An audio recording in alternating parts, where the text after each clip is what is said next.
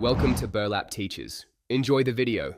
You start by confirming you control the domain and its DNS. This is non-negotiable. Once done, pick the certificate type that matches subdomain needs because a mismatch wastes time. Next, decide how you'll get the cert. Automated Let's Encrypt for free renewals or a paid CA for extended validation. Choose based on trust and support. Finally, prepare server access. SSH or control panel credentials are required so you can install the certificate immediately after issuance.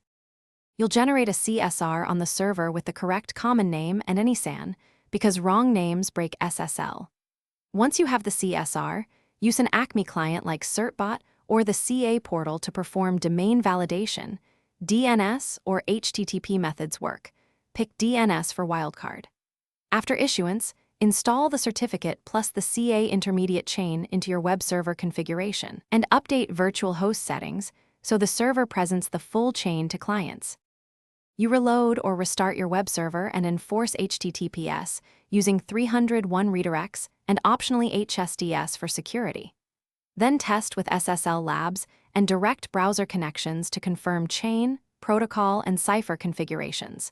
These tests reveal common misconfigurations.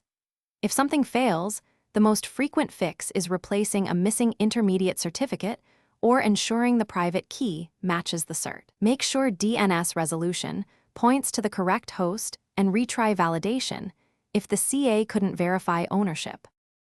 Thanks for watching. Consider subscribing if this video helped you.